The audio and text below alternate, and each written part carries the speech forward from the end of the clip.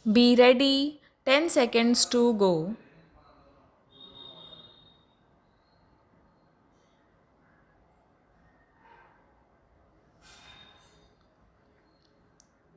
Start. I am thankful to the organizers of this international exhibition on low cost housing for inviting me to inaugurate it. This exhibition, perhaps the first of its kind, focuses attention on one of the most pressing problems of today, the problem of housing. There is shortage of houses everywhere. Nearly all the countries of the world today are faced with the problem of constructing more and more houses to cope with the increasing demand. A reasonably comfortable house providing shelter against the inclemencies of weather and affording room for necessary rest and leisure is an elementary need of mankind. It is clear that if the present need is to be met to any reasonable extent, houses will have to be built on a huge scale. This is possible only if the cost of construction and of materials for building a house is brought down to a level which would be within the reach of a person of average means. It is therefore appropriate that this exhibition should be called an exhibition on low cost housing.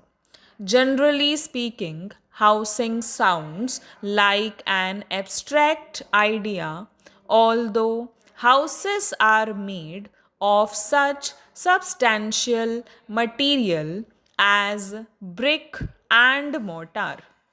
I believe one great contribution of this international exhibition will be to bring the problem of housing into the region of the concrete.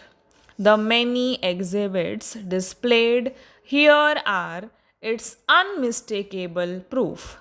You will agree that when it comes to bringing together in a practical way the existing knowledge on house building and design and to translating that knowledge into actual houses, this change in outlook would necessarily represent a great advance over the present position.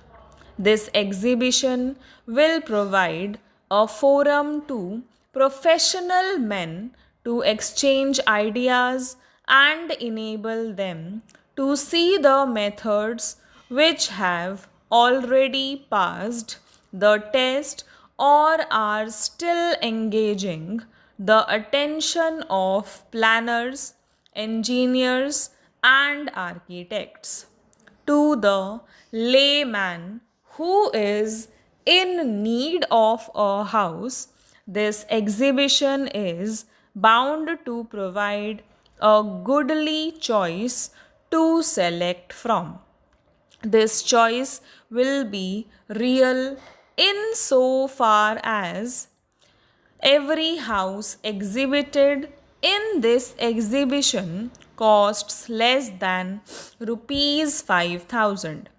Besides demonstrating the various types of houses built from different materials, this exhibition will also stimulate proper interest in housing, not in the abstract problem of housing as such, which might be an alluring subject of discussion, but in houses themselves, houses promising roofs on top and cozy shelter within. I particularly welcome the broad auspices under which this exhibition has been arranged, as the problem of housing is common to all countries and human beings all over the world need houses to live in. It is only proper that such a venture should take the shape of an international forum for the common good of all. I am told exhibits have been received from many foreign countries, including Burma, Ceylon, Australia, Finland, Germany, Austria, Indonesia, Israel, Singapore, Thailand, Sweden, Italy, the Fiji Islands, and the United Kingdom. By convening an international seminar on housing under the auspices of the United Nations Technical Administration, this exhibition has not merely added to its status but greatly widened its scope. This seminar, in which experienced architects and engineers from many countries are participating, will discuss such important subjects as improvement in building materials, construction methods, and programming for housing, etc. This will be followed by discussions by the Inter-Secretariat Working Party of the E-Cafe, which is meeting in Delhi this month. As a result of all these discussions and valuable exchange of ideas, let us hope it will be possible to pool the experiences of the participating countries and adopt models which would result in bringing cheap and comfortable houses within the reach of the common people. As I have said, a house is one of man's elementary needs. Ever since the dawn of civilization, or maybe even before that, when man, like beasts of prey, lived in the open, the need of some kind of shelter was felt by him. There was a time when the improvised shelter offered by bushes and trees satisfied his need. In places where trees did not grow, a rock hideout or a cave or the shade of any projecting cliff answered his simple requirements.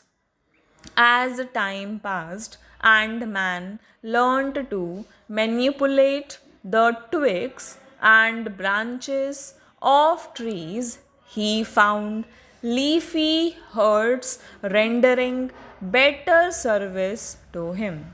Gradually, he began to thatch and plaster these huts with mud. And so man went on progressing, improving upon his craftsmanship and selecting better and better building material till he found himself capable of raising such gigantic structures as the pyramids of Egypt. Although throughout this long stretch of time, known to us as the historic era, man has been familiar with the art of construction and has been responsible for raising structures of all kinds and sizes, the need of the common people did not receive the attention which it deserved. It is at once the duty and the privilege of us all living in this democratic age to think of housing and housing needs. Stop